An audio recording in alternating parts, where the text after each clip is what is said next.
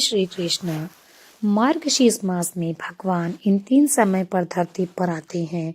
मित्रों, आज जो बात आप सुनने जा रहे हैं वो केवल कथा नहीं बल्कि एक दिव्य रहस्य है जो ब्रह्मांड की गहराइयों में छिपा हुआ था। ये वही रहस्य है जिसे हमारे ऋषि मुनियों ने हजारों वर्षों तक संभाल कर रखा, ताकि जब भक्त सच्चे मन से ईश्वर को पुकारे तब ये सत्य उनके हृदय में उतरे। ये कथा उस मास की है जिसे स्वयं भगवान श्री कृष्ण ने गीता में कहा, मासाना मार्गशीर्षोहम, अर्थात सभी महीनों में मैं स्वयं मार्गशीर्ष मास हूँ। सोचिए, जब भगवान खुद ये कहते हैं कि वे किसी मास में स्वयं विराजते हैं तो वह मास कितना पवित्र, कितना चमत्कारी होगा। ये वही समय है जब सृष्टि के हर कण में ईश्वर की उपस्थिति महसूस की जाती है। सूर्योदय की पहली किरण में प्रभु का तेज झलकता है, रात्रि की शांति में उनकी करुणा बहती है, धरती की हर सांस में उनकी कृपा गूंजती है। और कहा गया है, मार्गशीर्ष मास में भगवान स्वयं 3 बार धरती पर आते हैं। 3 बार अलग अलग रूप में, अलग अलग उद्देश्य से। कभी किसी भूखे को अन्न देने के लिए, कभी किसी टूटे हृदय को संभालने के लिए, तो कभी अधर्म को समाप्त करने के लिए। लेकिन पहचान वही पाता है जो श्रद्धा से भरा है। कभी वे साधु के वेश में दरवाजे पर आते हैं, कभी किसी बूढ़े के रूप में आशीर्वाद देने, कभी किसी बालक के रूप में प्रेम का संदेश देने। परंतु दुर्भाग्य से संसार उन्हें पहचान नहीं पाता, क्योंकि लोग रूप देखते हैं, भाव नहीं। मार्गशीर्ष मास में आकाश तक झुक जाता है। धरती का हर अणु ईश्वर की उपस्थिति का स्वागत करता है। इस मास में भक्ति करना, दान करना, कथा सुनना, तीनों मिलकर पुण्य देते हैं, जो हजारों यज्ञों के बराबर है। कहते हैं कि जो व्यक्ति इस महीने में सच्चे भाव से कथा सुनता है, उसके जीवन के तीनों काल, भूत, वर्तमान और भविष्य प्रभु की कृपा से प्रकाशित हो जाते हैं। मित्रों, आज का समय अत्यंत दुर्लभ है। जो इसे समझ लेता है उसका जीवन धन्य हो जाता है। इसीलिए इस कथा को पूरे मन से सुनना, क्योंकि आज आप जानने वाले हैं वो 3 अद्भुत समय जब स्वयं भगवान इस धरती पर आते हैं। वह क्षण जब हवा भी शांत हो जाती है, जब आकाश झुक जाता है और जब प्रभु अपने भक्त के घर में कदम रखते हैं।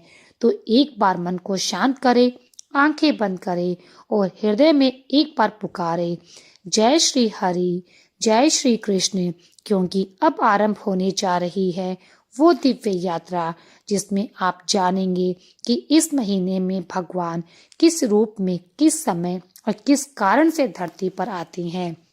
लेकिन मित्रों, आगे बढ़ने से पहले आपको एक अत्यंत गंभीर बात बता देते हैं, जिसे प्राचीन धर्म पुराण यानी कि गरुड़ पुराण में स्पष्ट कहा गया है कि कोई भी कथा या कोई सीख हो, अगर उसे बीच में छोड़ दिया जाए तो वह केवल ज्ञान से वंचित नहीं होना बल्कि पाप की श्रेणी में आता है और अधूरा सत्य अधर्म को पैदा करता है।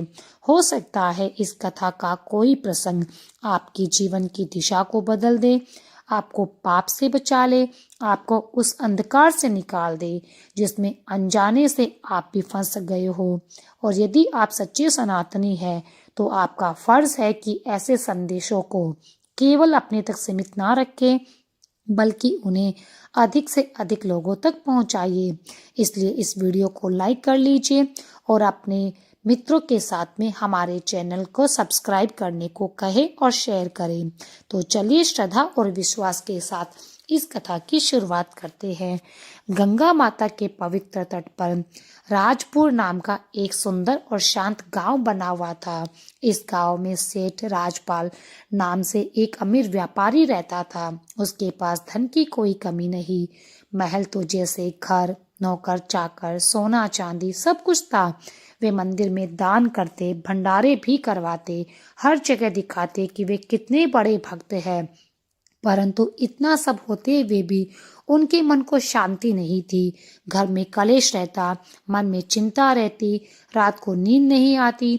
उसी गांव के मंदिर की सीढ़ियों पर एक बूढ़ा भिखारी बैठता था। उसके शरीर पर फटे पुराने कपड़े, लेकिन चेहरे पर शांति थी जो किसी साधु या ज्ञानी में भी दुर्लभ ही मिलती है। उसकी आंखों में अद्भुत तेज था, मानो भीतर भगवान का प्रकाश चल रहा हो।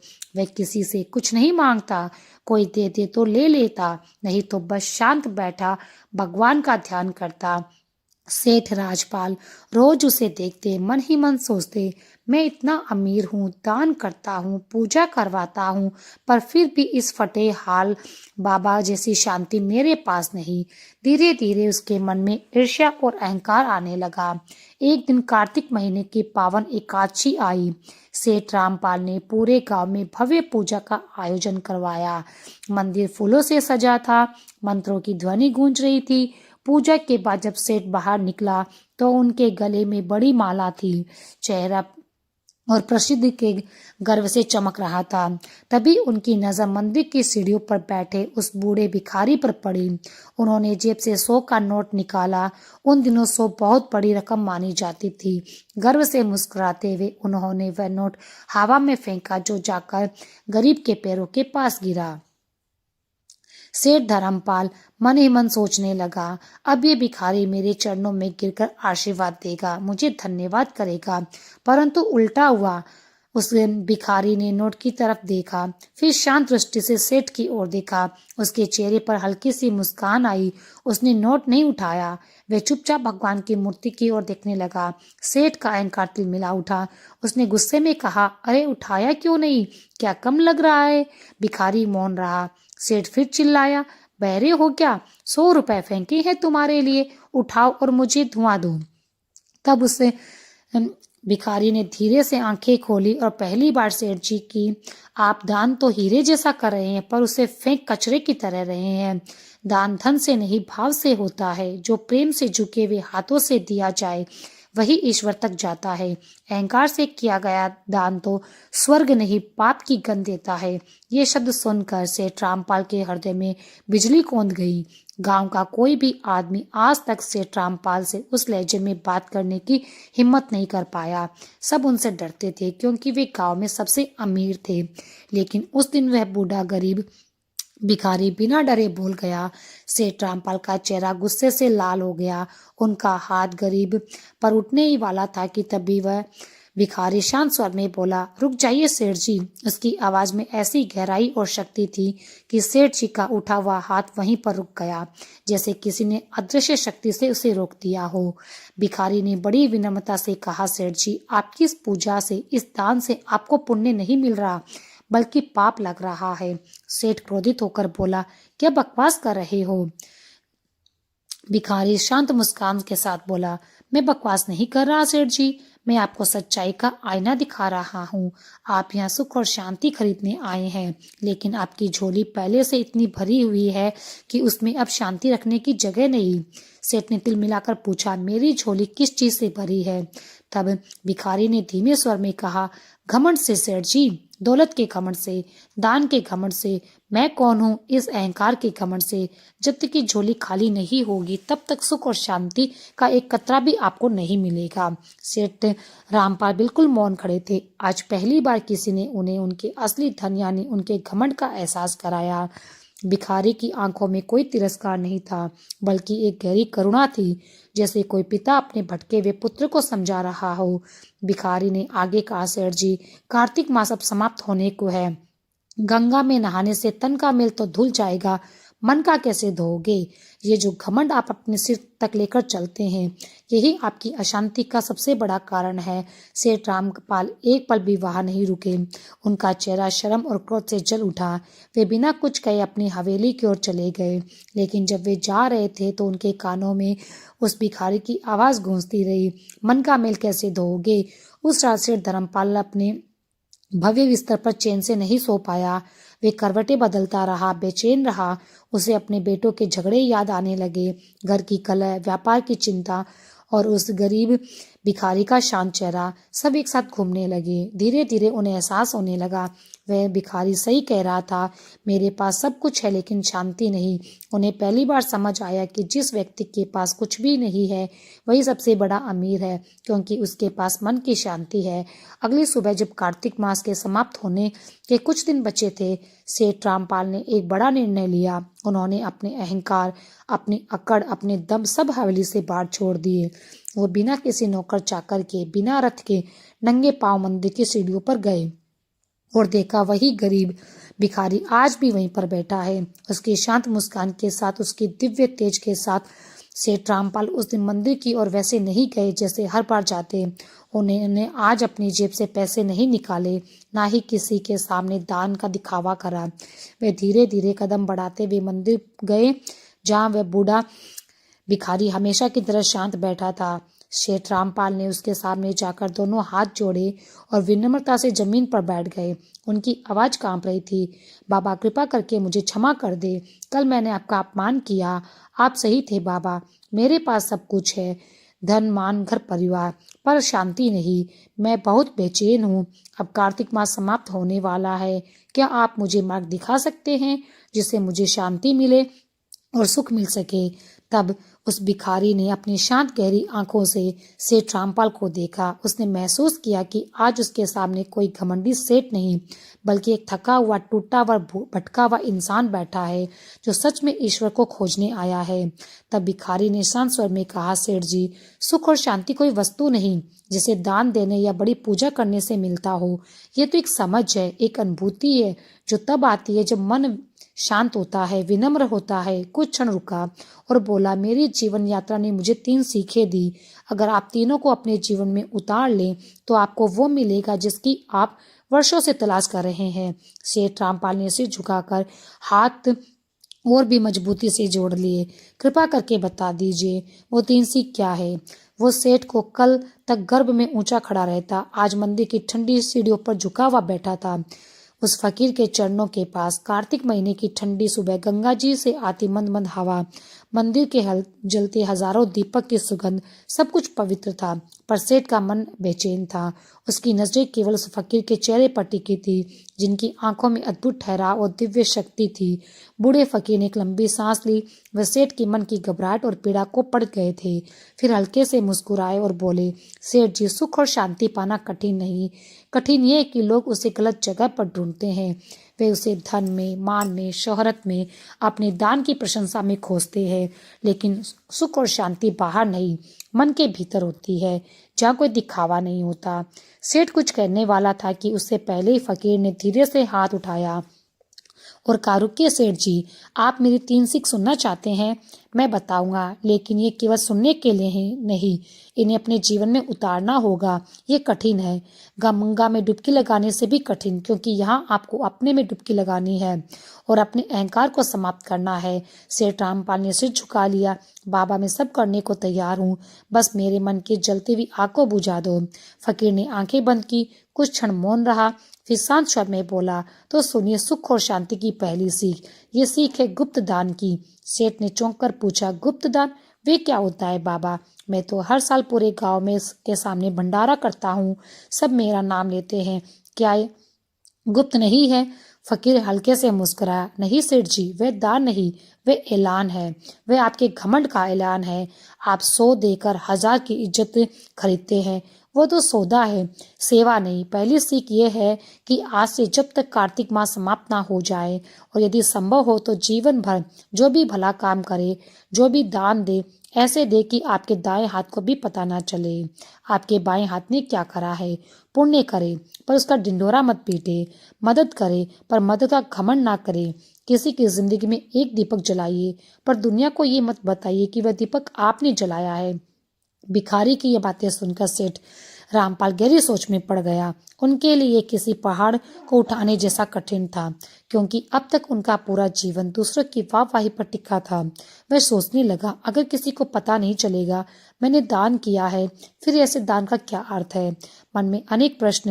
उन्होंने धीरे से कहा, पर बाबा, जब लोग देखेंगे कि मैं दान कर रहा हूँ, तभी तो वह भी प्रेरित होकर दान करेंगे। ये तो अच्छी बात है ना।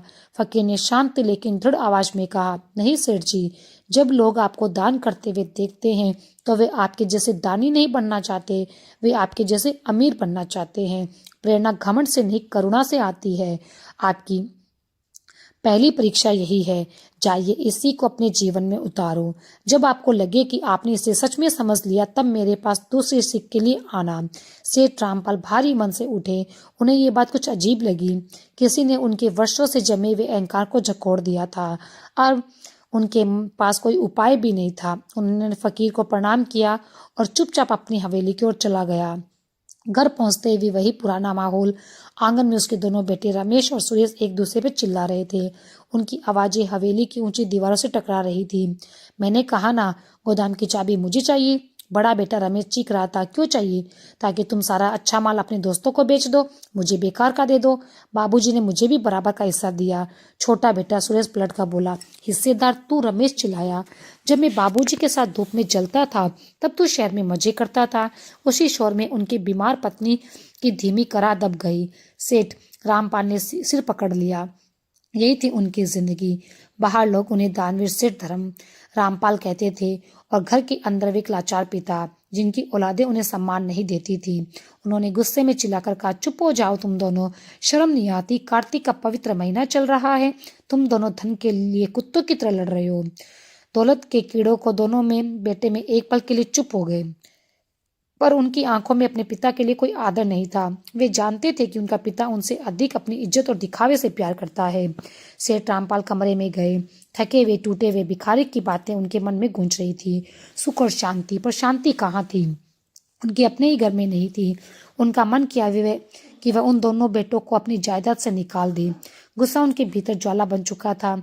उसी समय उनका वफादार मुनीम गिरधारी हाँफता हुआ कमरे में आया। सेठ जी गजब हो गया, अब क्या बचा है गजब होने को? तब रामपाल ने झलाकर कहा। मुनीम बोला, सेठ जी, गांव का गरीब किसान रघु कल रात उसकी झोपड़ी में आग लग गई। वो तो किसी तरह जान बचाकर निकल पड़ा, पर उसका सब कुछ जलकर राख हो गया। घर का सारा अनाज, उसकी 2 बकरियां सब जल गई। वो सड़क पर आ गया। उसकी छोटी छोटी 2 बेटियां हैं। पूरा परिवार गांव के बाहर पेड़ के नीचे बैठा रो रहा है। सेठ रामपाल ने ये सुना तो एक क्षण के लिए मौन रहा। फिर उनके मन में तुरंत वही पुराना विचार आया, ये अच्छा मौका है। अगर मैं अब पूरे गांव के सामने रघु की मदद कर दूं तो सब मेरे नाम की तारीफ करेंगे। उन्होंने मन में तय कर लिया, मैं अभी सरपंच को बुलाता हूँ, सबके सामने रघु को बुलवाऊंगा, ऐलान करूंगा, उसे नया घर दूंगा, अनाज खरीदने के लिए 5,000 रुपये भी दूंगा। पूरा गांव एक बार फिर मेरे नाम की जय जयकार करेंगे और मेरे उन नालायक बेटों को पता चलेगा कि उनका बाप क्या चीज है। सेठ रामपाल ने मन में यही सोचा, कुर्सी से उठने वाले थे कि तभी उनके कानों में उस फकीर के शब्द गूंजे, ऐसे दो कि तुम्हारे दाएं हाथ को भी पता न चले कि तुम्हारे बाएं हाथ ने क्या किया। तब रामपाल ठिठक गया। उनके माथे पर पसीने की बूंदें चमक उठी। ये कैसी उलझन थी?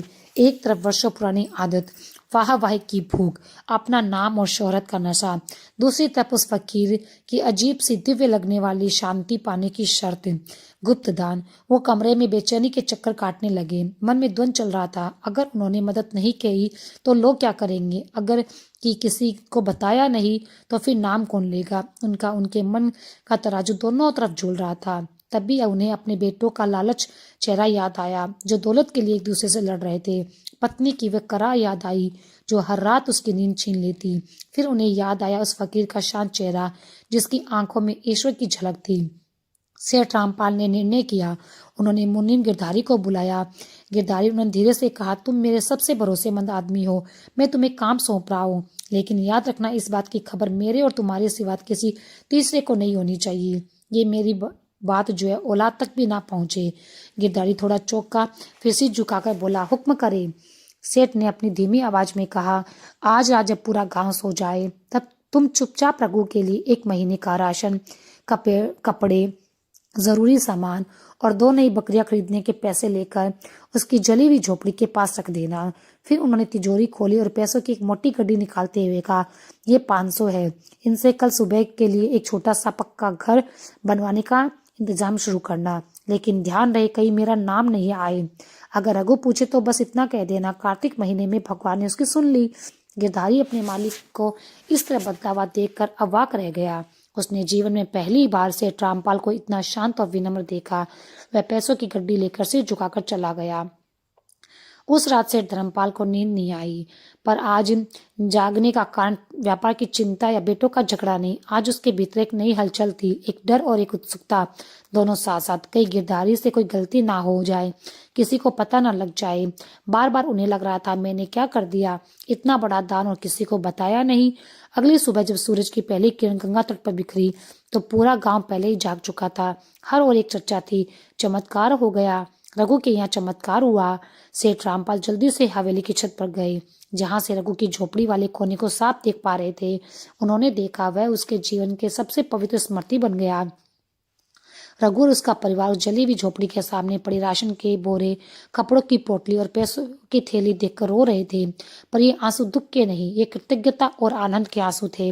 रघु बार बार जमीन पर सिर झुकाकर भगवान को प्रणाम कर रहा था।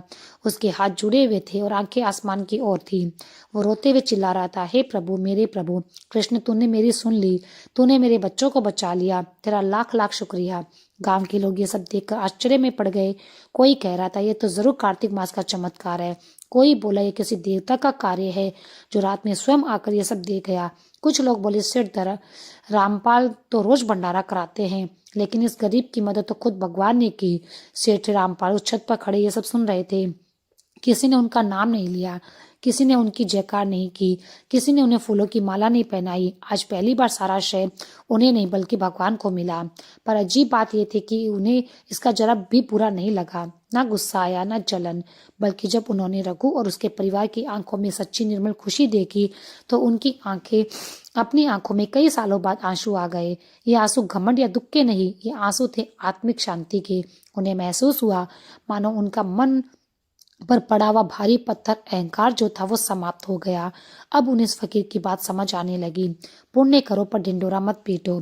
उस दिन से वो मंदिर गए ना पूजा पाठ में बैठे, बस हवेली की छत पर खड़े होकर उस गरीब किसान के परिवार को नई जिंदगी की शुरुआत करते देखते रहे। और वो अपने मन में धीरे धीरे हल्की सी मीठी सी शांत और तीव्र अनुभूति को महसूस करते रहे। शाम को जब सूर्य अस्त हुआ और कार्तिक के चांद की चांदनी फैली, सेठ रामपाल अकेले ही हवेली से बाहर निकले। ना आज वे सेठ की तरह अकड़ कर चल रहे थे और ना दानी की तरह, वह एक साधारण इंसान की तरह चल रहे थे, उस बूढ़े फकीर के पास दूसरी सीख जानने के लिए। मंदिर की सीढ़ियों से लौटते समय उनके कदम पहले हल्के थे, पर मन पहले से ही अधिक भरा हुआ था। गुप्त दान की उस सीख ने उनके वर्षों के अहंकार को हिला जो दिया था। उन्हें याद आया, रघु के परिवार की आंखों में जो सच्ची खुशी है, उसे देखकर उनके अपने मन में जो ठंडी गहरी शांति आई, वह उन्होंने पहले कभी महसूस नहीं करी। अब उन्हें समझ आ गया था, वाहवाही के शोर में जो सुख मिलता है वह पल भर का झूठा होता है, लेकिन खामोशी से किए गए पुण्य का आनंद वह सच्चा और आत्मा को छू लेने वाला है। कार्तिक मास के आखिरी कुछ दिन चल रहे हैं। आसमान पहले से ज्यादा साफ और चांद पहले से ज्यादा चमकीला। अब सेठ रामपाल रोज मंदिर नहीं जाते, वे पूजा का दिखावा नहीं करते, वे अपने घर में पूजा करते, आंखें बंद करके उस शांति को महसूस करते। उन्हें उस दिन रघु की सहायता से मिली थी। उनके स्वभाव में आया यह परिवर्तन पूरी हवेली के लिए चमत्कार से कम नहीं था।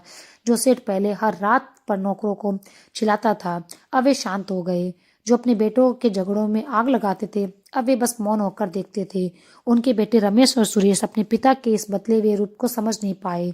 उन्हें लगता था शायद पिता बीमार है, शायद वे किसी बात से नाराज है। कुछ दिन बीत गए। सेठ रामपाल ने गुप्त दान की पहली सीख को पूरा कर लिया। अब भी दान करता था। अब चुपके से रात के अंधेरे में मुनि गिरधारी के जरिए अनाज, कपड़े और थोड़े पैसे जरूरतमंदों तक पहुंचाने लगा। कभी किसी विधवा के घर चुपचाप एक बोरी अनाज रख दिया जाता, कभी किसी गरीब लड़की की शादी का पैसा भेज दिया जाता, और जब भी किसी की मुस्कान उसके घर से दिखाई देती, सेठ रामपाल को उस भिखारी की पहली सीख और गहरी लगने लगी। बिना दिखावे का दान आत्मा को साफ करता है। फिर उसके मन में पूरी शांति नहीं आई। घर का माहौल वैसा था, उसके बेटों के बीच घृणा जैसी लड़ाई थी। हवेली की दीवारें अब भी उनके झगड़ों की गवाही देती थी। सेठ को महसूस हुआ कि शांति का रास्ता भी अधूरा है। कार्तिक पूर्णिमा से 2 दिन पहले की शाम थी। चांद लगभग पूरा था। उसकी दूध सी रोशनी पूरे देवपुर में फैल रही थी। सेठ रामपाल ने सोचा दूसरी सीख लेने का समय आ गया। वह चुपके से हवेली से निकला और गंगा के किनारे मंदिर की सीढ़ियों की ओर चला। वही बूढ़ा भिखारी आज भी बैठा था, शांत मुद्रा में आंखें बंद करके ध्यान में लीन। सेठ ने दूर से प्रणाम किया और थोड़ी दूरी पर एक ठंडी सीढ़ी पर बैठ गया। वह उसे परेशान नहीं करना चाहता था, बस इंतजार कर रहा था। रात देर हुई, मंदिर शांत हुआ। तब भिखारी ने धीरे आंख खोली और चारों ओर देखा। सेठ रामपाल को वहां बैठा पाया। वह मुस्कुराया और बोला, आ गए सेठ जी, क्या मन थोड़ा हल्का हुआ? सेठ ने हाथ जोड़कर कहा, बाबा आपकी कृपा से दान का असली मतलब समझ आया, पर मन अभी भी पूरी तरह शांत नहीं। घर में रोज जो है आग सी लगी रहती है। मेरे अपने बेटे मेरी दौलत के लिए एक दूसरे के दुश्मन बन गए। मैं उन्हें समझाकर थक चुका हूँ। जब मैं रोकने की कोशिश करता हूँ तो वे मेरी बेइज्जती करते हैं। मैं क्या करूँ? मेरा गुस्सा मेरे ऊपर काबू नहीं रहता। भिखारी ने एक गहरी सांस ली और कहा, पहली सीख ने तुम्हारे घमंड का दान तोड़ दिया, दूसरी सीख तुम्हारे स्वभाव के घमंड को तोड़ेगी। स्वभाव का घमंड, वही क्रोध, वही गुस्सा तुम्हारी असली दुश्मन है। ये आग तुम्हारे बेटों में नहीं, तुम्हारे अंदर है। वे तुम्हें भड़काते हैं और तुम गुस्से में जवाब देकर आग को और बढ़ा देते हो। सेठ ने बेबसी से पूछा, तो क्या करूं? क्या मैं उनकी लड़ाई देखता रहूं? क्या मैं घर को बर्बाद होने दूं? तब भिखारी ने कहा, लड़ाई को रोकना तुम्हारा फर्ज नहीं, पर लड़ाई को लड़कर रोका नहीं जा सकता। शांति अशांति से नहीं आती, क्रोध को क्रोध से नहीं बुझाया जा सकता। फिर भिखारी ने धीरे शाप शब्दों में दूसरी सीख बताई। ये सीख है मौन की ताकत। जब भी तुम्हें लगे कि मन क्रोध से भर रहा है, जब तुम्हारे खून में उबाल आ जाए, जब जुबान किसी को कड़वा जवाब देने को लपलपा रही हो, उसी पलों को चुप हो जाओ, चुप रहना। सेठ रामपाल को ये पहली सुनकर समझ नहीं आया। चुप रहने से वे लड़ना बंद कर देंगे? शायद हाँ नहीं। भिखारी ने समझाया, पर तुम्हारे चुप रहने से तुम उस लड़ाई का हिस्सा नहीं बनोगे। सेठ जी, क्रोध एक तूफान की तरह जब आता है तो बहुत कुछ उड़ाकर ले जाता है, और जो घास झुक जाती है वह तूफान के बाद सीधी खड़ी हो जाती है। तुम्हारा मौन वही झुकना है, ये तुम्हारी ताकत है, याद रखो। भिखारी ने अपनी बात पर गहरी आवाज में जोर देते हुए कहा, जब एक हाथ ताली बजाना बंद कर देता है तो दूसरा हाथ अपने आप रुक जाता है। जब आप गुस्से का जवाब गुस्से से नहीं बल्कि खामोशी से देंगे तो सामने वाले का गुस्सा ज्यादा देर तक नहीं रुक पाएगा। क्रोध हमेशा क्रोध को जन्म देता है, लेकिन शांति केवल शांति को ही जन्म देती है। सेठ रामपाल ने धीमी आवाज में कहा, यह बहुत मुश्किल है बाबा। वो मेरे बेटे हैं, जब मेरे सामने बदतमीजी करते हैं तब चुप रहना कैसे संभव है? तब भिखारी ने मुस्कुराते हुए कहा, सेठ जी, जब सब कुछ ठीक हो तब शांत रहना कोई बड़ी बात नहीं। असली साधु वही होता है जो आग के बीच बैठकर भी अपने मन को ठंडा रख सके। जाइए सेठ जी, इस दूसरी सीख को अपने जीवन में आजमा कर देखिए। कार्तिक खत्म होने को 2 दिन है।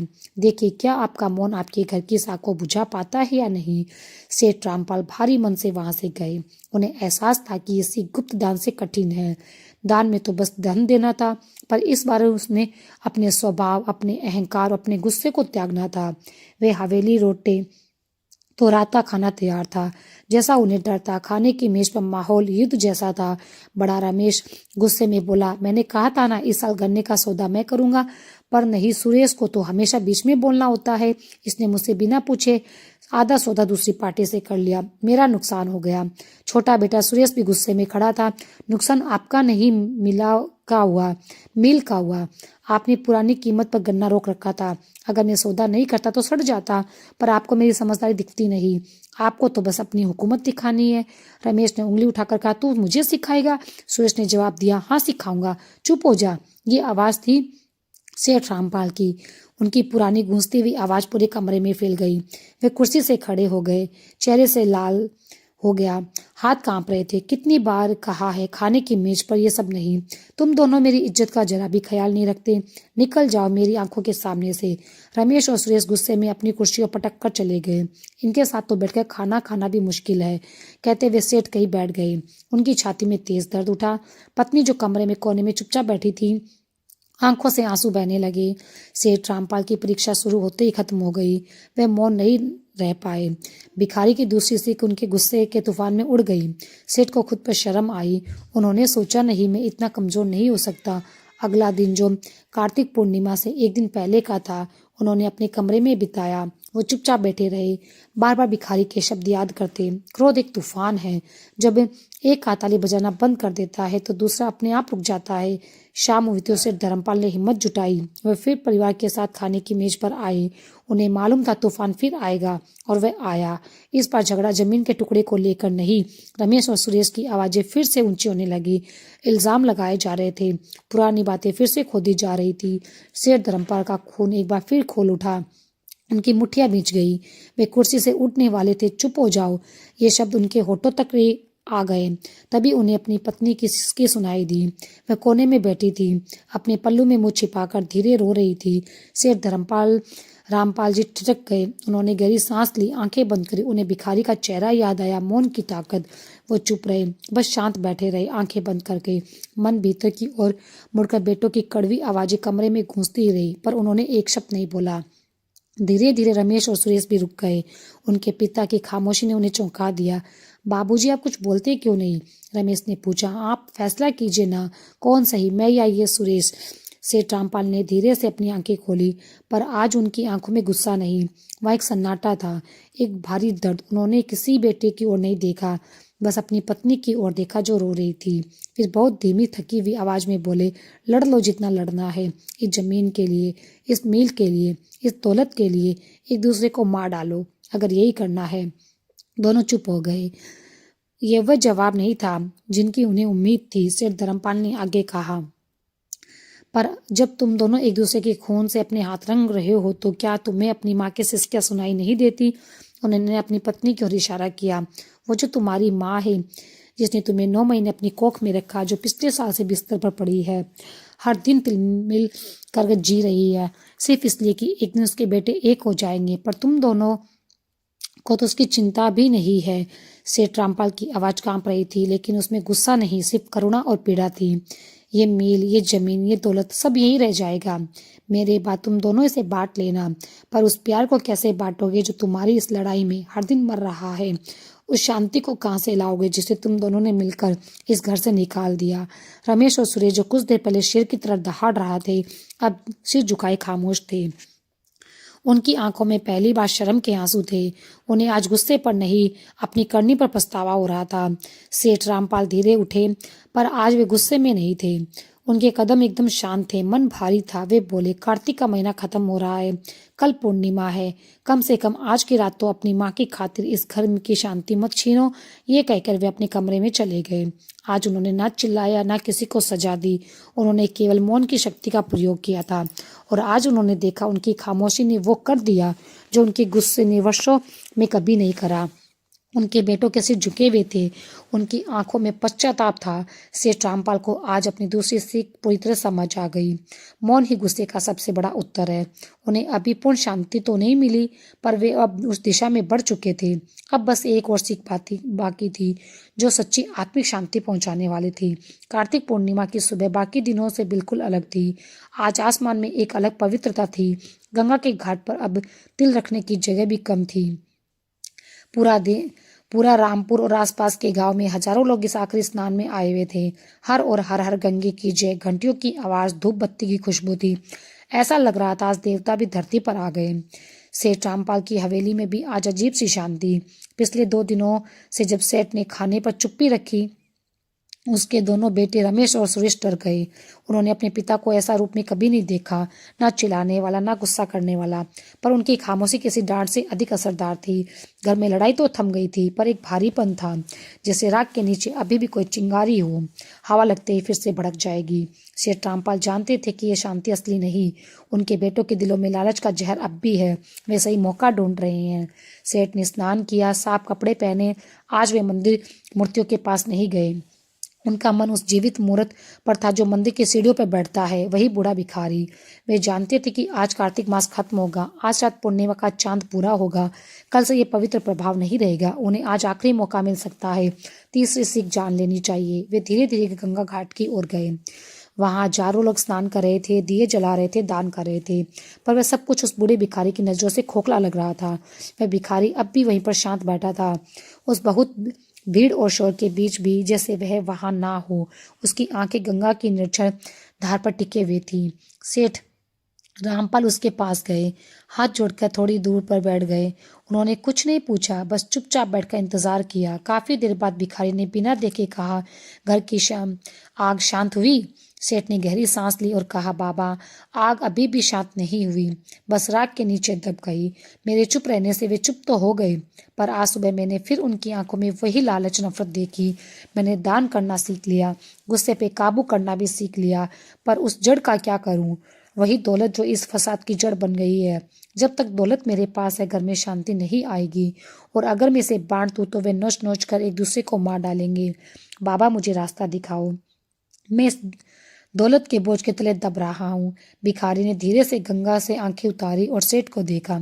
उसकी मुस्कान में गहरी करुणा थी। तो सेठ जी, वह बोला, आखिर आपने उस जड़ तक पहुंच ही गए जिसे आप पानी दे देकर बड़ा कर रहे थे। आपकी अशांति का कारण आपके बेटे नहीं, आपकी अशांति का कारण आपका मोह है, आपकी दौलत का मोह है, जिसे आप अपनी दौलत कहते हैं, समझते हैं। भिखारी ने अपनी बात को और सरल शब्दों में समझाते हुए कहा, पहली सीख ने तुम्हारे घमंड को तोड़ दिया, दूसरी सीख ने तुम्हारे क्रोध को तोड़ा, अब तीसरी और अंतिम सीख तुम्हारे मालिक होने के घमंड को तोड़ेगी। भिखारी की आवाज धीमी लेकिन गहरी थी। सेठ जी, सुख और शांति की तीसरी और सबसे बड़ी सीख यह है त्याग। त्याग शब्द सुनते ही सेठ रामपाल कांप गए। त्याग बाबा, क्या मैं सब कुछ छोड़ दूं? अपनी मील, अपनी जमीन, अपनी हवेली, सब कुछ? भिखारी मुस्कुराया। उसकी हंसी कोई तंज नहीं, बल्कि उसमें सच्चाई और प्रेमता थी। नहीं सेठ जी, उसने कहा, त्याग का मतलब भागना नहीं होता, त्याग का मतलब है मुक्त होना, आजाद होना। और सच कहूं तो आप अभी आजाद नहीं। भिखारी ने कहा, आप उस दौलत के मालिक नहीं है, बल्कि आप उसके गुलाम हैं। वो दौलत आपकी नींद छीन रही है, आपके बेटों का प्यार छीन रही है, आपके मन की शांति छीन रही है। आप सोचते हैं कि आप उस धन की रखवाली कर रहे हैं, पर सच में वही दौलत आपको पहरेदार बना चुकी है। आप चौकीदारी कर रहे हैं, आपके बेटे भी उसी चौकीदारी की लड़ाई लड़ रहे हैं। सेठ रामपाल ने थकी हुई आवाज में कहा, तो मैं क्या करूं? भिखारी ने आंखें बंद करते हुए कहा, त्याग कीजिए सेठ जी, पर दौलत का नहीं, मेरी दौलत होने के भाव का त्याग करो। जिस दिन आप ये समझ जाए कि ये मील, ये हवेली, ये धन आपका नहीं, तो आप बस कुछ समय के लिए इसके रखवाले हैं, उस दिन आपको असली शांति मिलेगी। सेठ ने पूछा, पर बाबा, अगर ये मेरी नहीं तो किसकी है? भिखारी ने शांत स्वर में कहा, यह उसकी है जिसे इसकी सबसे ज्यादा जरूरत है। ये उस समाज की है जहां से आपने इसे कमाया। ये उन किसानों की है जिसके पसीने से आपकी मील चलती है। आपने इसे पकड़ रखा है, इसलिए आपको तरते रही है। इसे छोड़ दो, जाने दो, जैसे गंगा का पानी बहता है, फिर आप कितना हल्का महसूस करेंगे। भिखारी ने आगे कहा, जिस चीज ने आपको दुख दिया, जिससे आपके घर में कलेश आया, उससे अपने मैं को अलग कर दीजिए। यही एकमात्र मार्ग है। जाइए सेठ जी, आज कार्तिक पूर्णिमा की रात है, इससे ज्यादा पवित्र दिन और कोई नहीं है। आज ही अपने मन का ये आखिरी बोझ उतार दीजिए। आज ही मालिक बनने का घमंड छोड़ दीजिए। आपको शांति मिलेगी, और जीवन भर के पुण्य से भी ऐसी शांति मिलेगी कि जीवन भर के पुण्य से भी आपको नहीं मिल पाएगी। उन्हें एक रास्ता दिखने लगा, कठिन डरावना, पर शायद यही रास्ता था। वो उठे और भिखारी के चरणों में सिर झुका दिया। बाबा, आपने मेरी आंखें खोल दी। हवेली लौटते समय उनके कदम तेज थे, मन में एक अटूट दृढ़ता थी। अब कोई भ्रम नहीं, बस एक निर्णय, एक ऐसा निर्णय जो देवपुर के इतिहास को हमेशा के लिए बदलने वाला था। शाम हो गई थी। आसमान में कार्तिक पूर्णिमा का चांद थाली की तरह चमक रहा था। सेठ रामपाल ने मुनीम गिरधारी को बुलाया। गिरधारी गांव के सरपंच और 5 सबसे मान्य पंचों को अभी इसी वक्त हवेली बुलाओ। कहो, सेठ रामपाल एक बहुत जरूरी फैसला सुनाने वाले हैं। गिरधारी हैरान था, पर आदेश मानकर दौड़ गया। फिर सेठ ने अपने दोनों बेटे रमेश और सुरेश को बुलाया। दोनों सहमे वे पिता के सामने आए। उन्हें लगा आज बंटवारे का आखिरी फैसला होने वाला है। दोनों मन ही मन अपनी दलील सोचने लगे। थोड़ी देर में हवेली का बड़ा आंगन गांव के पंचों और सरपंचों से भर गया। माहौल शांत पर गंभीर। सबके मन में एक ही सवाल, आज कार्तिक पूर्णिमा की इस पवित्र रात में सेठ रामपाल आखिर कौन सा निर्णय लेने वाले हैं? सेठ रामपाल अपनी कुर्सी पर बैठे। आज उनके चेहरे पर ना गुस्सा, ना चिंता, ना दुख, बस एक शांत मुस्कान, वैसे ही जैसे उस भिखारी के चेहरे पर होती है।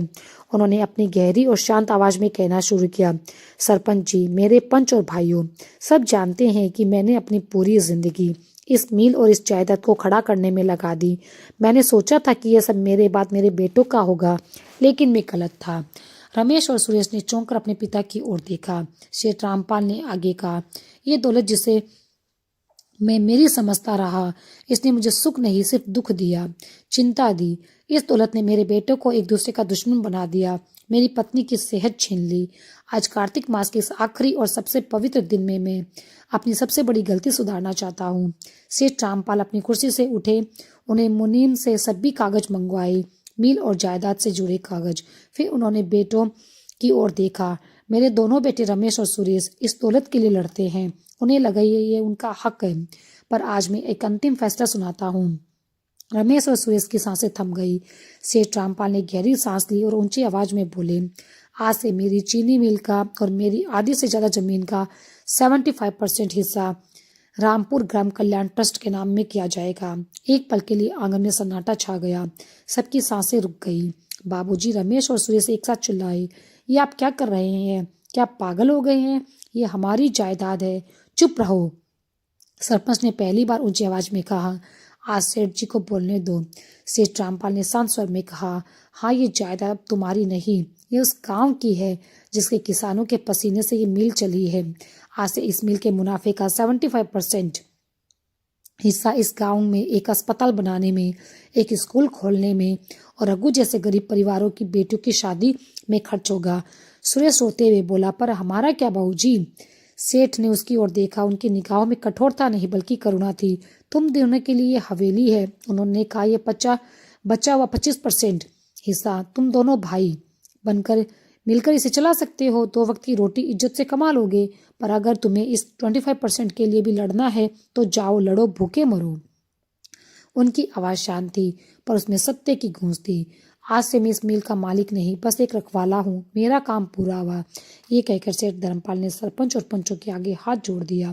फिर उन्होंने मुड़कर अपने हैरान और बेटों और उस दौलत को देखा जिसने उन्हें जीवन भर सताया था। उन्होंने गहरी सांस ली और भीतर के भार को उतरते हुए महसूस किया। फिर वो अपनी हवेली के अंदर अपनी बीमार पत्नी के कमरे में गए। वह बिस्तर पर लेटी थी और बाहर के शोर को सुन रही थी। उसकी आंखों में आंसू थे। सेठ रामपाल ने उनका कमजोर हाथ थामा और बोले, मुझे माफ कर दो भगवती, मैंने तुम्हें जीवन के सारे सुख देने की कोशिश की, पर तुम्हें वह नहीं दे सका जिसकी तुम्हें सबसे ज्यादा जरूरत थी, शांति। पर आज मैं वो शांति ले आया हूँ। सेठ रामपाल ने खिड़की से बाहर देखा। कार्तिक पूर्णिमा का चांद आसमान में थाली की तरह चमक रहा था। उन्हें लगा जैसे वही भिखारी अब चांद बनकर उन पर मुस्कुरा रहा है। उन्होंने आज सब कुछ छोड़ दिया, पर बदले में पा लिया वो जो पूरी जिंदगी खोजते रहे, मन की सच्ची शांति। सेठ रामपाल का वह एक फैसला उस कार्तिक पूर्णिमा की रात में जैसे शांत हवेली में कोई भूचाल लेकर आया हो। आंगन में बैठे सरपंच और पंचों के चेहरे पर अविश्वास और हैरानी साफ झलक रही थी। वह सेठ धर्मपाल रामपाल, जिन्हें सब अब तक सिर्फ एक अमीर और घमंडी समझते थे, आज उनकी नजरों में किसी देवता की तरफ पवित्र और महान लग रहे थे। सरपंच के हाथ कांप रहे थे। उन्होंने वे कागज उठाए जिन पर सेठ रामपाल ने अपनी मील और जायदाद का बड़ा हिस्सा गांव के नाम कर दिया। सेठ जी, आपने क्या कर दिया? आपने तो अपनी पूरी संपत्ति। सेठ रामपाल ने उन्हें हाथ के इशारे से रोक दिया। उनकी नजरें अपने दोनों बेटों रमेश और सुरेश पर टिकी थी। दोनों जैसे पत्थर की मूर्ति बन गए। उनके चेहरे का रंग उड़ गया। उन्हें यकीन नहीं हो रहा था कि जिस दौलत के लिए वे सालों से लड़ते रहे, वे दौलत अब उनकी नहीं रही। बड़ा बेटा रमेश, जो हमेशा गुस्से में रहता, अचानक चिल्ला उठा, आप क्या कह रहे हैं? आपका दिमाग ठीक है ना? ये सब हमारा है, हमारी विरासत है। आप इसे इन गाँव वालों को कैसे दे सकते हैं? सेठ रामपाल ने पहली बार अपने बेटों की आंखों में देखा। उनकी आवाज में अब ना गुस्सा ना करवाहट, बस एक गहरी ठंडी शांति थी। उन्होंने धीरे से कहा, कौन सी विरासत बेटा? वो जो मैंने अपने खून पसीने से कमाई थी, या जिसे तुम दोनों ने सिर्फ अपनी इश्क के लिए इस्तेमाल किया? छोटा बेटा सुरेश अब रोते हुए बोला, लेकिन हम आपके बेटे हैं, हमें हक है इस पर। हम अदालत जाएंगे, हम साबित करेंगे कि आपका यह फैसला गलत है। ये सुनते ही हवेली में बैठे पंच और सरपंच खड़े हो गए। उनकी आंखों में अब सेठ रामपाल के लिए सम्मान और उनके बेटों के लिए गुस्सा था, पर सेठ रामपाल बस मुस्कुराए, वही शांत निसंत जैसी मुस्कान जो भिखारी की याद दिला रही थी। जाओ बेटा, उन्होंने शांत स्वर में कहा, अदालत के दरवाजे तुम्हारे जैसे बेटों के लिए ही खुले हैं। वहां पर जाकर कहना, क्या यही ना कि तुम्हारे पिता ने अपनी मेहनत की कमाई गरीबों, अनाथों और बीमारों के लिए दान कर दी। हाँ बेटा, जरूर जाओ, जाकर ये भी बताना कि तुम्हारे पिता ने अपने पापों को पुण्य में बदल दिया। उन्होंने मुनीम गिरधारी को आवाज दी, मुनीम जी, इन कागजों पर पंचों के हस्ताक्षर करवा दीजिए। कल सुबह ही रामपुर ग्राम कल्याण ट्रस्ट के नाम का खाता खुलवा देना। मेरा फैसला अब अंतिम फैसला है। रमेश और सुरेश समझ गए कि अब कुछ नहीं बदलेगा। उनके पिता ने यह कदम बड़ी शांति और दृढ़ता से उठाया था। वे कुछ नहीं कर सकते, बस भीतर से चल रहे थे। सरपंच और पंच शेर धर्म रामपाल की जय जयकार करते हुए उनके इस महान त्याग की चर्चा करते हुए हवेली से बाहर निकले। कार्तिक पूर्णिमा की उस पवित्र रात में ये खबरें पूरे रामपुर गांव में आग की तरह फैल गई। जो लोग कल तक सेठ रामपाल को घमंडी कहते थे, आज वही लोग उनकी भक्ति और दया की बात कर रहे थे। वह रघु, जिसका घर सेठ धर्मपाल या रामपाल ने चुपचाप बनवाया था, वह समझ गया था। वह दौड़ता हुआ आया और हवेली के बंद दरवाजे पर माथा टेक कर रोने लगा। रातों रात सेठ रामपाल एक घमंडी सेठ से संत रामपाल बन गया। लेकिन हवेली के अंदर का माहौल अब भी शांत नहीं। जैसे ही गांव वाले और दरवाजे बंद हुए, रमेश और सुरेश का दबा हुआ गुस्सा फट पड़ा। क्यों किया आपने? रमेश चीखा। किसने बदला लिया आपने? हमसे या खुद से? उस भिखारी के कहने पर आपने हमें सड़क पर ला दिया, हमें भिखारी बना दिया। अब हमारे लिए क्या छोड़ा आपने? सुरेश की आवाज कांप रही थी, उसमें आंसू भी थे और नफरत भी। वो बोला, 25% का क्या होगा? 25% का बाबूजी? क्या हम अब उसी छोटे हिस्से को बांटने के लिए भी एक दूसरे से लड़े? सेठ रामपाल, जो अब तक चुपचाप सुन रहे थे, धीरे से अपने बीमार पत्नी के कमरे की ओर मुड़े। शांत स्वर में बोले, मैंने तुम्हें लड़ने का ऐसे कब रोका है बेटा? मैंने तो बस लड़ाई की वजह को छोटा कर दिया। पहले तुम पहाड़ के लिए लड़ रहे थे, अब एक कंकड़ के लिए लड़ोगे। पर लड़ोगे तो तुम फिर भी। और सचमुच सेठ की बात सच हो गई।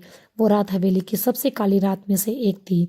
दोनों भाई रमेश और सुरेश, जो अब तक अपने पिता के खिलाफ थे, अब उस बचे हुए 25% के लिए एक दूसरे के दुश्मन बन गए। रमेश गरज कर बोला, मिल का सारा काम मैं संभालूंगा क्योंकि मैं बड़ा हूँ। सुरेश ने भी पलटकर कहा, हिसाब किताब मैं देखूंगा, मुझे हर पैसे का हिसाब चाहिए। क्या तू मेरा खाता चेक करेगा? रमेश चिल्लाया, क्या मैं चोर हूँ? सुरेश बोला, चोर नहीं पर बेईमान जरूर समझता हूँ। बातें बढ़ती गई, इल्जाम लगते गए, फिर हाथापाई हुई। रमेश ने सुरेश को धक्का दिया। सुरेश ने पास का फूलदान उठाया और रमेश पर फेंक दिया। हवेली के अंदर टूटते बर्तनों की आवाज गूंजी। वो दोनों भाई अपने पिता की दौलत के वारिस थे, आज उसी दौलत के एक छोटे से टुकड़े के लिए जानवरों की तरह लड़ रहे थे। सेठ धर्मपाल अपने कमरे में पत्नी के पास बैठे ये सब देख रहे थे। उनके चेहरे पर कोई भाव नहीं, बस एक शांत गंभीरता थी। वे उस भिखारी की तीसरी सीख को समझ गए। उन्होंने मोह को त्याग दिया, अब अपनी दौलत और बेटों को केवल एक रखवाले की नजर से देखते हैं। तभी उनकी बीमार पत्नी सुमित्रा, जो सालों से चुप थी, धीरे से बोली, आपने ये क्या कर दिया? रामपाल, सेठ ने उनकी ओर देखा। मैंने वही क्या सुमित्रा? उन्होंने कहा जो मुझे शांति दे सकता था। सुमित्रा ने खांसते हुए पूछा, आपको शांति मिल गई, पर मुझे नहीं मिली। मेरे बच्चे एक दूसरे के खून के प्यासे हो गए और आप यहाँ शांत बैठे हैं। सेठ रामपाल के दिल पर जैसे किसी ने हथौड़ा मार दिया हो। उन्होंने अपनी शांति तो पाली, पर अपने परिवार को अधूरा छोड़ दिया। सुमित्रा रो पड़ी, आपने दौलत का त्याग तो कर दिया, पर क्या पिता होने का धर्म का भी त्याग किया? जैसे भी है, आपका खून है। आपने उन्हें अमीर बनना सिखाया, पर इंसान बनना कौन सिखाएगा? आपने उन्हें दौलत दी, पर बांटकर जीना किसने सिखाया? सुमित्रा की ये बातें उस भिखारी की सीख से भी ज्यादा गहरी थी। सेठ रामपाल को एहसास हुआ उनकी परीक्षा भी पूरी नहीं हुई। वे कांपते हुए खड़े हुए बोले, आप ठीक कहती है सुमित्रा, मैंने बीमारी का इलाज नहीं किया, बस उसे खुद से दूर करा है, पर अभी बीमारी जिंदा है। वे कमरे से बाहर निकले। आंगन में दोनों बेटे थके हुए एक दूसरे को घूर रहे थे। सेठ ने आवाज लगाई, गिरधारी ट्रस्ट के कागज लाओ और सरपंच और पंचों को फिर से बुलाओ। रमेश सुरेश चौंक गए। क्या उनके पिता फैसला बदलने वाले हैं? क्या उन्हें अपनी गलती का एहसास हो गया? दोनों की आंखों में फिर वही लालच चमक रहा था। आधे घंटे में सरपंच और पंच फिर हवेली आ गए। सरपंच ने पूछा, क्या बात है सेठ जी, आपने फिर से क्यों बुलाया? सेठ रामपाल ने गहरी सांस ली और बोले, हाँ सरपंच जी, मुझसे एक गलती हुई, मैंने अपना फैसला बदलना चाहता हूँ। रमेश और सुरेश की सांसें थम गई। सेठ बोले, मैंने कहा था इस मिल का 25 हिस्सा मेरे बेटों का होगा, पर अब नहीं। अब नहीं, उन्होंने अपनी आवाज़ को मजबूत किया और बोले, अब मेरी इस मिल और इस जायदाद का 100% हिस्सा रामपुर ग्राम कल्याण ट्रस्ट के नाम होगा। आंगन में सन्नाटा छा गया। रमेश और सुरेश जमीन पर बैठ गए। बाबूजी दोनों एक साथ चीखे। सेठ ने कहा, बेटा, और तुम दोनों के लिए हवेली है। जब तक मैं और तुम्हारी माँ जिंदा है, तुम्हारे सिर पर छत है, 2 वक्त की रोटी है, इसके अलावा एक फूटी कोड़ी नहीं। सुरेश रोते हुए बोला, पर हम करेंगे क्या बाबूजी? सेठ ने शांत स्वर में कहा, वही जो बाकी गांव वाले करते हैं, मेहनत। मैंने दौलत का त्याग अपनी शांति के लिए किया और आज मैं तुम्हें उस बिना मेहनत की दौलत से मुक्त कर रहा हूँ, ताकि तुम मेहनत की कीमत समझ सको। फिर उन्होंने सरपंच की ओर देखा। ट्रस्ट के इस मिल में कल से काम शुरू होगा। हर गरीब और ज़रूरतमंद इसमें काम कर सकेगा। और हाँ, मेरे ये दोनों बेटे भी। रमेश हक्का बक्का रह गया। क्या मजदूरों के साथ काम करेंगे? सेठ ने मुस्कुरा कर कहा, हाँ बेटा, अगर तुम्हें रोटी कमानी है तो कल सुबह 8 बजे बाकी मजदूरों की लाइन में लग जाना। इस मिल में मैनेजर की नहीं, 2 मजदूरों की नौकरियां खाली है। वहाँ तनख्वाह मिलेगी जो बाकी सबको मिलती है। बोलो, मंजूर है क्या? मंजूर है सेठ। रामपाल ने आज अपना सबसे बड़ा और कठिन फैसला सुना दिया। उन्होंने अपने बेटों से सिर्फ दौलत नहीं छीनी, उनका वह घमंड भी छीन लिया जो मुफ्त की दौलत से आया था। अब रमेश और सुरेश के पास कोई आसान रास्ता नहीं। या तो मेहनत करके आम मजदूर बनकर इज्जत कमाओ, या फिर हवेली छोड़कर सड़क पर चले जाओ। कार्तिक मास की वह रात खत्म हो रही थी। सेठ रामपाल ने भिखारी की तीनों सीख समझ ली, दान, मौन और अंत में मोह का त्याग। उसने अपने मन में वह आखिरी धागा भी काट दिया जो उसके बेटों के मालिक की तरह बांध रखता था। वह आपस अपने कमरे में गया। सुमित्रा, उसकी बीमार पत्नी, आज सालों बाद बैठने की कोशिश कर रही थी। उसकी आंखों में गुस्सा नहीं था, गर्व था। सेठ ने उनका हाथ थामा। खिड़की से बाहर कार्तिक पूर्णिमा का चांद चमक रहा था। ऐसा लगा जैसे प्रभु ने उनकी सारी रातों की अंधेरियों को मिटा दिया। अब उन्हें वह सच्ची शांति मिल चुकी थी जो उन्हें जीवन भर चाहिए थी। ये नई सुबह सबके लिए आसान नहीं थी। सरपंच और पंचों ने जो कागज संभाले, अब एक गांव में खबर बन गए। रमेश और सुरेश के पांव के नीचे से जमीन खिसक गई। वे दौलत और घमंड में जिंदा थे। अब वे सब कुछ खो चुके थे। अगली सुबह हवेली में सन्नाटा। सेठ रामपाल सुबह नाकर मंदिर की मूर्तियों के पास नहीं गया। वह सीधे बाहर निकला और गंगा के घाट पर वही बूढ़े भिखारी के पास बैठ गया। दोनों कुछ बोले बिना गंगा की लहरों को देख रहे थे। इधर हवेली में सूर्य सुबह 8 बजे उठा। उसका सिर चकरा रहा था। उसने बड़ा भाई रमेश को देखा। रमेश एक कोने में बेसुध पड़ा था। उसके पास खाली शराब की बोतल थी। भैया उठो, 8 बज गए। बापूजी ने कहा है मिल में आना है। सुरेश ने जकोड़ा। रमेश ने गुस्से से आंखें खोली। उसने सुरेश को धक्का दिया और बोला, मैं मजदूर नहीं बनूंगा। वह बुढ़ा मेरा बाप नहीं रहा। उसने मुझे मार दिया है। मैं उसकी शक्ल नहीं देखूंगा। सुरेश चुप नहीं रहा। उसकी आवाज में डर था। पर भैया, हम खाएंगे क्या? उसने पूछा। सुरेश की आवाज में अब गुस्सा नहीं था, सिर्फ डर था। उसने धीमे स्वर में कहा, भैया, हमारे पास अब 1 रुपया भी नहीं। क्या हम सच में भीख मांगेंगे? रमेश ने तकिए में मुंह छिपा लिया और बोला, तू जा, अगर तुझे भीख मांगनी है तो जा, मुझे अकेला छोड़ दे। सुरेश का दिल कांप गया। उसने अपने भाई को देखा जो कभी अकड़ कर चलता था। आज वह एक डरे हुए बच्चे की तरह बिस्तर में मुंह छिपाए पड़ा था। सुरेश ने लंबी सांस ली। उसने मेले कुचैले कपड़े पहने और बिना कुछ कहे हवेली के दरवाजे के बाहर निकल गया। उसके कदम भारी थे, शर्म और पछतावा से दबे हुए थे। वह गलियों में नजर चुराता हुआ उस चीनी मिल के गेट पर पहुंचा जिसका वह कल खुद को मालिक समझता था। मिल का नजारा बदल चुका था। गेट पर अब एक नया बोर्ड लगा था। रामपुर ग्राम कल्याण ट्रस्ट। गांव के सरपंच और पंच मजदूरों के नाम दर्ज कर रहे थे। वहीं रघु, जिसकी झोंपड़ी कभी जल गई थी, आज मुनीम की जगह मजदूरों की हाजिरी ले रहा था। जब सुरेश गेट पर पहुंचा तो सब उसे देखकर कुछ पल के लिए चुप हो गए। वो सेठ रामपाल का बेटा था जिसके नाम से कभी लोग सिर झुकाते थे। रघु के हाथ कांप गए। उसने हिचकते हुए कहा, छोटे मालिक, आप। सुरेश की आंखों में आंसू आ गए। उसने अपनी नजरें झुका ली और बोला, नहीं रघु काका, अब मैं मालिक नहीं, मैं यहाँ काम मांगने आया हूँ। क्या मुझे काम मिलेगा? पूरा माहौल जैसे रुक गया। गांव के मजदूर जिनके सामने वे कभी सिर ऊंचा रखता था, आज वही सच्चाई सुन रहे थे। सरपंच जो दूर से दृश्य देख रहा था, उनकी आंखें भर आई। उन्हें रघु को इशारा किया। रघु ने धीरे से कहा, हाँ बेटा, क्यों नहीं, आज गन्ने की बोरियां उठानी है गोदाम में, तो वहीं चला जा। सुरेश ने सिर झुकाया और चुपचाप मजदूरों की लाइन में खड़ा हो गया जिन्हें वह कल तक अपने जूते की धूल समझता था। उस दिन सुरेश ने पहली बार मेहनत का असली अर्थ समझा। उसने 50-50 किलो की बोरियां अपनी पीठ पर उठाई। उसकी कमीज पसीने से भीग गई। उसके कोमल हाथों पर छाले पड़ गए। जिसने खून टपकने लगा। हर बोरी उठाते हुए उसे अपनी पुरानी अय्याशा याद आई। वो घमंड, वो अकड़ अब पिघल कर मिट्टी मिल गया था। दोपहर में जब मजदूर अपनी रोटियां खाने बैठे तो सुरेश थक कर एक कोने में जा बैठा। उसके पास खाने को कुछ नहीं था। तभी रघु उसके पास आया। उसने अपनी रोटी तोड़ी, आधी सुरेश की ओर बढ़ा दी और कहा, ले बेटा खा ले, तू भूखा होगा। सुरेश की आंखों में आंसू बह निकले। जिसे वह कभी एक मामूली किसान समझता था, आज वही उसके लिए भगवान जैसा बन गया। उसने कांपते हाथों से रोटी ली। वो सूखी रोटी उसे आज दुनिया की हर पकवान से मीठी लगी। शाम को जब उसे अपनी पहली मेहनत की कमाई मिली, उसके हाथ कांप रहे थे। वो नोट मेले थे, पसीने से भीगे थे, पर उसकी अपनी मेहनत के थे। वो नोट लेकर वह धीरे धीरे हवेली लौटा। हवेली में अब भी सन्नाटा था। वातावरण शोक भरा था। रमेश अब भी अपने कमरे में बंद पड़ा था और हवेली की दीवारें मानो पिता की दी हुई सीख को दोहरा रही थी। मेहनत ही सच्चा धन है, बाकी सब मोह माया का बंधन। सेठ रामपाल वापस आ गए और चुपचाप अपनी पत्नी सुमित्रा के पास बैठ गए। सूर्य सीधे अपनी माँ के पास गया। कांपते हुए हाथों से दिन भर की कमाई वे थोड़े से रुपए माँ के पैर में रख दिए। माँ, आज से घर का चूल्हा मेरी इस मेहनत की कमाई से जलेगा।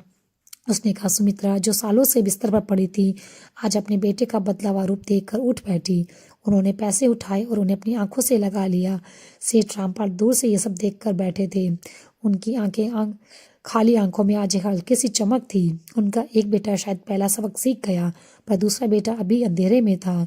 2-3 दिन बाद वह कमरे से बाहर नहीं निकला। वह शर्म और गुस्सा नफरत की आग में चल रहा था। उसे लगता था कि उसकी बेइज्जती और सब बर्बादी उसी भिखारी की वजह से हुई। चौथे दिन वह भूखा प्यासा पागल की तरह अपने कमरे से निकला। वह सीधा मंदिर की सीढ़ियों की ओर भागा। उसके मन में एक ख्याल था, उस भिखारी को जान से मारना। मंदिर पहुंचते ही उसने भिखारी का गला पकड़ लिया और चिल्लाया, तेरी वजह से सब कुछ हुआ। तूने मेरे बाप पर जादू कर दिया। बोल, नहीं तो तुझे जिंदा नहीं छोड़ूंगा। भीड़ इकट्ठा होने लगी, पर भिखारी शांत मुस्कुरा रहा था। उसने विरोध नहीं किया। मार लो, भिखारी ने धीरे से कहा। मुझे मारने से क्या तुम्हारी दौलत वापस आ जाएगी? तुम्हारा घमंड लौट आएगा? रमेश गुस्से में धक्का दे गया। भिखारी ने खांस कर कहा, तुम्हारी दूसरी सीख तो यही थी, क्रोध में चुप रहना। पर अब तुम अभी भी चीख रहे हो। तुम अभी भी अपने गुस्से के गुलाम हो। पिता ने दौलत का त्याग किया, पर तुम अपने क्रोध का त्याग नहीं कर पाए। रमेश ने फिर से मारने की कोशिश की तभी एक मजबूत हाथ ने उनका हाथ रोक लिया। वह सुरेश था, जो सुरेश को अपने भाई को ढूंढ करने आया था। अब उसके सामने खड़ा था। छोड़ो इन्हें, रमेश चिल्लाया, ये हमें बर्बाद कर दिया। सुरेश की आवाज में अब डर नहीं बल्कि मजबूती थी। नहीं भैया, उन्होंने कहा, इन्होंने हमें बर्बाद नहीं किया, इन्होंने हमें आज़ाद किया उस दौलत की गुलामी से, उस घमंड की कैद से। असली भिखारी हम थे, जो दौलत होते हुए भी सच्ची शांति के लिए भीख मांगते रहे। सुरेश ने रमेश का हाथ पकड़ा। घर चलो भैया, बहुत हो गया, अब लड़ने का नहीं, मिलकर काम करने का समय है। रमेश अपने छोटे भाई को देखकर स्तब्ध रह गया, जिसे वह हमेशा एक डरपोक बच्चा समझता था। आज वही भाई उसे सच्चाई का धैर्य का पाठ पढ़ा रहा था। वह टूट गया। वह वही मंदिर की सीढ़ियों पर बैठ गया। अपने भाई के कंधे पर सिर रखकर रोने लगा, अपनी हार पर, अपने घमंड पर, अपनी मूर्खता पर। उस दिन कार्तिक मास के आखिरी दिन के बाद रामपुर गांव ने एक और चमत्कार देखा। अगली सुबह मिल के गेट पर एक नहीं बल्कि 2 जोड़ी आंखें झुकी हुई खड़ी थी। रमेश और सुरेश, दोनों भाई। आज वे मालिक नहीं, मजदूर थे। वे दोनों विनम्रता से लाइन में खड़े थे। जिनके सामने कभी लोग झुकते थे, आज वे खुद झुके हुए थे, सेवा और श्रम के आगे। सेठ रामपाल आज फिर वहां आए थे, पर इस बार अकेले नहीं। उनकी पत्नी सुमित्रा व्हील चेयर पर उनके साथ थी। सुमित्रा की आंखों में आज गर्व था। उन्होंने अपने बेटों को मालिक नहीं, इंसान बनते देखा। सेठ रामपाल की नजर उस भिखारी को खोज रही थी, जिसने उसकी जिंदगी बदल दी। वे उसे धन्यवाद कहना चाहते थे, पर मंदिर की सीढ़ी अब खाली थी।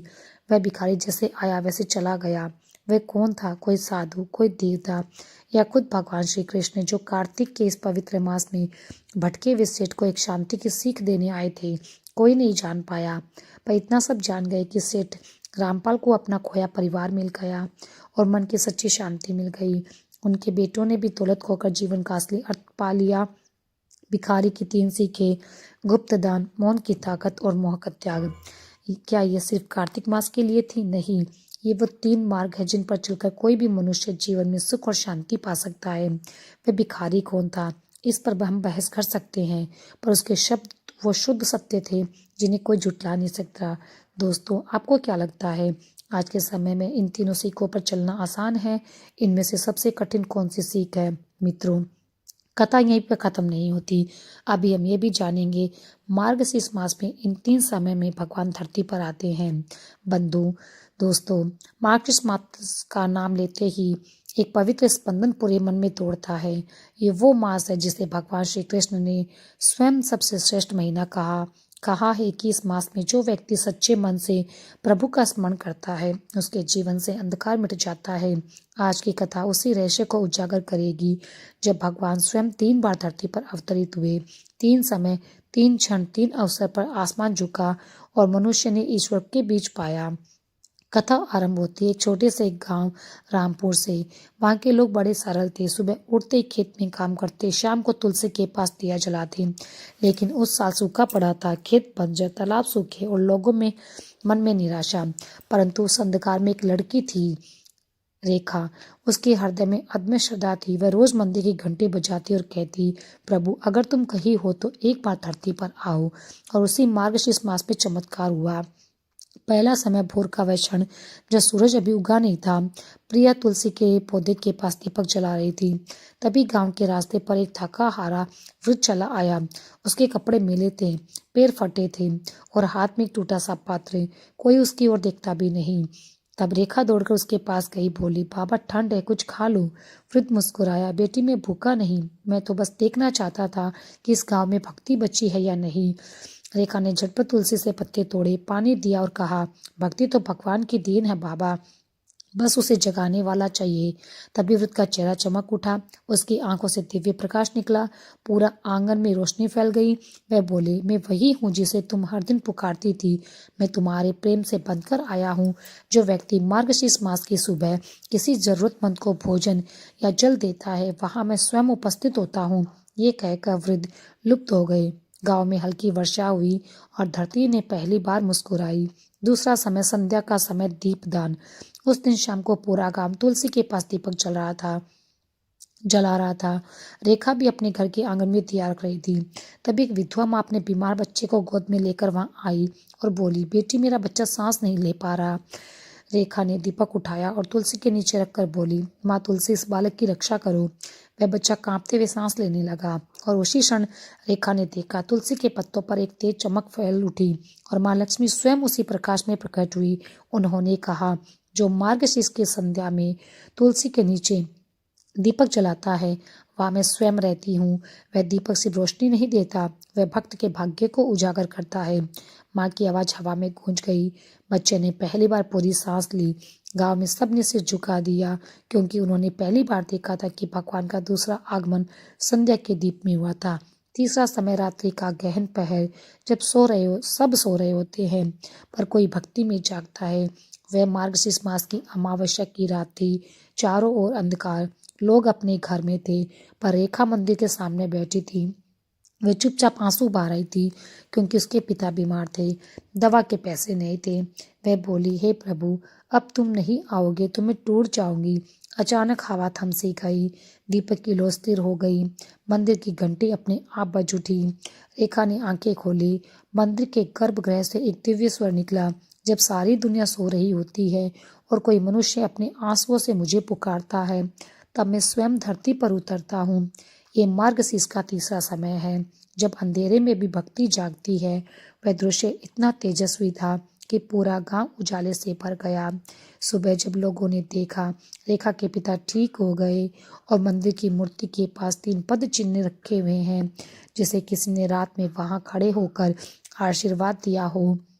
और तभी गांव के बुजुर्ग बोले, ये वही 3 समय है जब भगवान धरती पर आते हैं, भोर में दान के रूप में, संध्या में दीप के रूप में और मध्य रात्रि में करुणा के रूप में। इन तीनों समय का स्मरण करना ही मार्गशीर्ष मास का रहस्य है। जो व्यक्ति इन तीनों क्षणों में मन, वचन और क्रम से प्रभु का ध्यान करता है, उसकी हर विपत्ति दूर हो जाती है। तो मित्रों, अगर श्री हरि की तभी एक मजबूत हाथ ने उनका हाथ रोक लिया। वह सुरेश था, जो सुरेश को अपने भाई को ढूंढ करने आया था। अब उसके सामने खड़ा था। छोड़ो इन्हें, रमेश चिल्लाया, ये हमें बर्बाद कर दिया। सुरेश की आवाज में अब डर नहीं बल्कि मजबूती थी। नहीं भैया, उन्होंने कहा, इन्होंने हमें बर्बाद नहीं किया, इन्होंने हमें आज़ाद किया उस दौलत की गुलामी से, उस घमंड की कैद से। असली भिखारी हम थे जो दौलत होते हुए भी सच्ची शांति के लिए भीख मांगते रहे। सुरेश ने रमेश का हाथ पकड़ा। घर चलो भैया, बहुत हो गया, अब लड़ने का नहीं, मिलकर काम करने का समय है। रमेश अपने छोटे भाई को देखकर स्तब्ध रह गया, जिसे वह हमेशा एक डरपोक बच्चा समझता था। आज वही भाई उसे सच्चाई का धैर्य का पाठ पढ़ा रहा था। वह टूट गया। वह वही मंदिर के सीढ़ियों पर बैठ गया, अपने भाई के कंधे पर सिर रखकर रोने लगा, अपनी हार पर, अपने घमंड पर, अपनी मूर्खता पर। उस दिन कार्तिक मास के आखिरी दिन के बाद दिन रामपुर गांव ने एक और चमत्कार देखा। अगली सुबह मिल के गेट पर एक नहीं बल्कि दो जोड़ी आंखें झुकी हुई खड़ी थी। रमेश और सुरेश दोनों भाई, आज वे मालिक नहीं मजदूर थे। वे दोनों विनम्रता से लाइन में खड़े थे। जिनके सामने कभी लोग झुकते थे, आज वे खुद झुके हुए थे, सेवा और श्रम के आगे। सेठ रामपाल आज फिर वहां आए थे, पर इस बार अकेले नहीं। उनकी पत्नी सुमित्रा व्हील चेयर पर उनके साथ थी। सुमित्रा की आंखों में आज गर्व था। उन्होंने अपने बेटों को मालिक नहीं, इंसान बनते देखा। सेठ रामपाल की नजर उस भिखारी को खोज रही थी जिसने उसकी जिंदगी बदल दी। वे उसे धन्यवाद कहना चाहते थे, पर मंदिर की सीढ़ी अब खाली थी। वह भिखारी जैसे आया वैसे चला गया। वह कौन था? कोई साधु, कोई देवता, या खुद भगवान श्री कृष्ण, जो कार्तिक के इस पवित्र मास में भटके हुए सेठ को एक शांति की सीख देने आए थे? कोई नहीं जान पाया, पर इतना सब जान गए कि सेठ रामपाल को अपना खोया परिवार मिल गया और मन की सच्ची शांति मिल गई। उनके बेटों ने भी दौलत खोकर जीवन का असली अर्थ पा लिया। भिखारी की 3 सीखें, गुप्त दान, मौन की ताकत और मोह का त्याग। क्या ये सिर्फ कार्तिक मास के लिए थी? नहीं, ये वो 3 मार्ग है जिन पर चलकर कोई भी मनुष्य जीवन में सुख और शांति पा सकता है। वह भिखारी कौन था, इस पर हम बहस कर सकते हैं, पर उसके शब्द वो शुद्ध सत्य थे जिन्हें कोई झुठला नहीं सकता। दोस्तों, आपको क्या लगता है, आज के समय में इन तीनों सीखों पर चलना आसान है? इनमें से सबसे कठिन कौन सी सीख है? मित्रों, कथा यहीं पर खत्म नहीं होती। अभी हम ये भी जानेंगे मार्गशीर्ष मास में इन 3 समय में भगवान धरती पर आते हैं। बंधु दोस्तों, मार्गशीर्ष मास का नाम लेते ही एक पवित्र स्पंदन पूरे मन में दौड़ता है। ये वो मास है जिसे भगवान श्री कृष्ण ने स्वयं सबसे श्रेष्ठ महीना कहा है कि इस मास में जो व्यक्ति सच्चे मन से प्रभु का स्मरण करता है, उसके जीवन से अंधकार मिट जाता है। आज की कथा उसी रहस्य को उजागर करेगी। जब भगवान स्वयं 3 बार धरती पर अवतरित हुए, 3 समय, 3 क्षण, 3 अवसर पर आसमान झुका और मनुष्य ने ईश्वर के बीच पाया। कथा आरंभ होती है एक छोटे से गांव रामपुर से। वहां के लोग बड़े सरल थे। सुबह उठते ही खेत में काम करते, शाम को तुलसी के पास दिया जलाते। लेकिन उस साल सूखा पड़ा था, खेत बंजर, तालाब सूखे और लोगों में मन में निराशा। परंतु उस अंधकार में एक लड़की थी, रेखा। उसके हृदय में अदम्य श्रद्धा थी। वह रोज मंदिर की घंटी बजाती और कहती, प्रभु अगर तुम कहीं हो तो एक बार धरती पर आओ। और उसी मार्गशीर्ष मास में चमत्कार हुआ। पहला समय भोर का वह क्षण जब सूरज अभी उगा नहीं था। प्रिया तुलसी के पौधे के पास दीपक जला रही थी। तभी गांव के रास्ते पर एक थका हारा वृद्ध चला आया। उसके कपड़े मैले थे, पैर फटे थे और हाथ में एक टूटा सा पात्र। कोई उसकी ओर देखता भी नहीं। तब रेखा दौड़कर उसके पास गई, बोली, बाबा ठंड है, कुछ खा लो। वृद्ध मुस्कुराया, बेटी मैं भूखा नहीं, मैं तो बस देखना चाहता था कि इस गांव में भक्ति बची है या नहीं। रेखा ने झटपट तुलसी से पत्ते तोड़े, पानी दिया और कहा, भक्ति तो भगवान की देन है बाबा, बस उसे जगाने वाला चाहिए। तभी वृद्ध का चेहरा चमक उठा, उसकी आंखों से दिव्य प्रकाश निकला, पूरा आंगन में रोशनी फैल गई। वह बोले, मैं वही हूँ जिसे तुम हर दिन पुकारती थी। मैं तुम्हारे प्रेम से बंधकर आया हूँ। जो व्यक्ति मार्गशीर्ष मास की सुबह किसी जरूरतमंद को भोजन या जल देता है, वहां मैं स्वयं उपस्थित होता हूँ। ये कहकर वृद्ध लुप्त हो गए। गांव में हल्की वर्षा हुई और धरती ने पहली बार मुस्कुराई। दूसरा समय संध्या का समय, दीपदान। उस दिन शाम को पूरा गांव तुलसी के पास दीपक जला रहा था। रेखा भी अपने घर के आंगन में दिया रख रही थी। तभी एक विधवा माँ अपने बीमार बच्चे को गोद में लेकर वहां आई और बोली, बेटी मेरा बच्चा सांस नहीं ले पा रहा। रेखा ने दीपक उठाया और तुलसी के नीचे रखकर बोली, माँ तुलसी, इस बालक की रक्षा करो। वह बच्चा कांपते हुए सांस लेने लगा और उसी क्षण रेखा ने देखा, तुलसी के पत्तों पर एक तेज चमक फैल उठी और माँ लक्ष्मी स्वयं उसी प्रकाश में प्रकट हुई। उन्होंने कहा, जो मार्गशीर्ष की संध्या में तुलसी के नीचे दीपक जलाता है, वहाँ मैं स्वयं रहती हूँ। वह दीपक सिर्फ रोशनी नहीं देता, वह भक्त के भाग्य को उजागर करता है। माँ की आवाज़ हवा में गूंज गई। बच्चे ने पहली बार पूरी सांस ली। गांव में सबने सिर झुका दिया, क्योंकि उन्होंने पहली बार देखा था कि भगवान का दूसरा आगमन संध्या के दीप में हुआ था। तीसरा समय रात्रि का गहन पहर, जब सब सो रहे होते हैं पर कोई भक्ति में जागता है। वह मार्गशीर्ष मास की अमावस्या की रात थी। चारों ओर अंधकार, लोग अपने घर में थे, पर रेखा मंदिर के सामने बैठी थी। वह चुपचाप आंसू बहा रही थी, क्योंकि उसके पिता बीमार थे, दवा के पैसे नहीं थे। वह बोली, हे प्रभु, अब तुम नहीं आओगे तो मैं टूट जाऊंगी। अचानक हवा थम सी गई। दीपक की लो स्थिर हो गई। मंदिर की घंटी अपने आप बज उठी। रेखा ने आंखें खोली। मंदिर के गर्भगृह से एक दिव्य स्वर निकला। जब सारी दुनिया सो रही होती है और कोई मनुष्य अपने आंसुओं से मुझे पुकारता है, तब मैं स्वयं धरती पर उतरता हूँ। ये मार्गशीर्ष का तीसरा समय है, जब अंधेरे में भी भक्ति जागती है। वह दृश्य इतना तेजस्वी था कि पूरा गांव उजाले से भर गया। सुबह जब लोगों ने देखा रेखा के पिता ठीक हो गए और मंदिर की मूर्ति के पास 3 पद चिन्ह रखे हुए हैं, जिसे किसी ने रात में वहां खड़े होकर आशीर्वाद दिया हो। और तभी गांव के बुजुर्ग बोले, ये वही 3 समय है जब भगवान धरती पर आते हैं, भोर में दान के रूप में, संध्या में दीप के रूप में और मध्य रात्रि में करुणा के रूप में।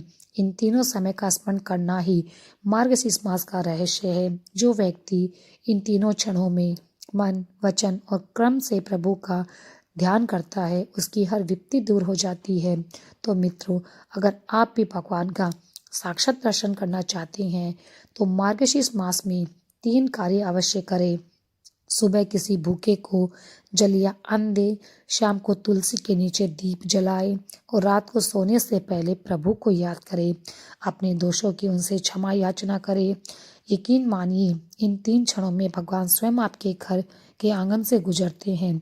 अगर ये कथा आपके मन को थोड़ी सी भी छू गई हो, अगर आपको पसंद आई हो, तो आप हमारे चैनल को सब्सक्राइब कर लीजिए।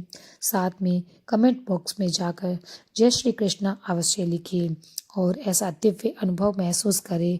भगवान आपके जीवन में उसी तरह प्रकाश उतरे जैसे उस रात रामपुर के गांव में उतरे थे। ओम श्री हरि, ओम श्री हरि।